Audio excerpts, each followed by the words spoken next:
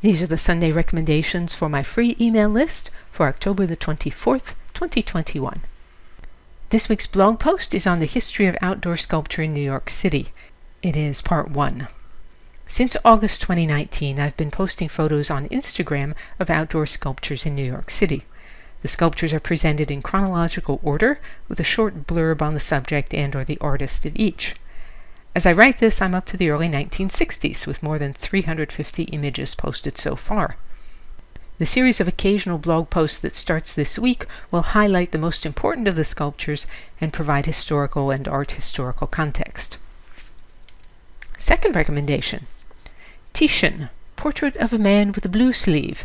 This is in the National Gallery in London, and it was painted around 1509 to 1510. I've offered you a fair number of Gilded Age recommendations lately, so I thought we'd regress a bit.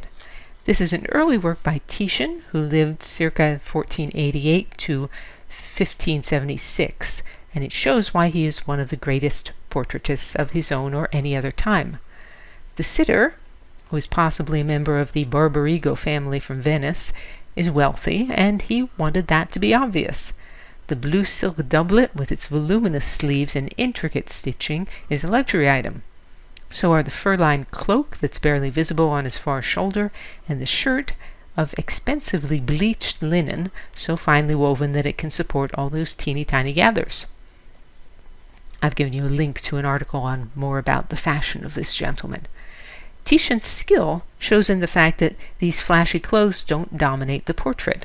The man's gaze, direct at us, conveys a strong personality. He's confident and perhaps slightly condescending. Titian also used the novel trick of making the sitter's sleeve extend over the ledge and into our space in order to make the figure seem closer to us. Rembrandt copied that technique in his self-portrait at age 34, which was painted in 1640. Third recommendation: Frederick Ballard Williams' Bright Angel Trail, painted in 1913. When prospectors in the Grand Canyon area discovered that the tourist trade brought in more money than mining, they improved the old Native American trail from the canyon's rim down to the river. The Bright Angel Trail is now one of the primary hiking paths in the Grand Canyon. Williams studied at the Cooper Union and the National Academy of Design in New York City, and after a trip out west, he established himself in New York City. This painting is in the Michel and Donald Damour Museum of Fine Arts, which is part of the Springfield Museums complex. The fourth recommendation this week for my supporters is a piece of decorative art that you have certainly seen but probably never thought about the origin of.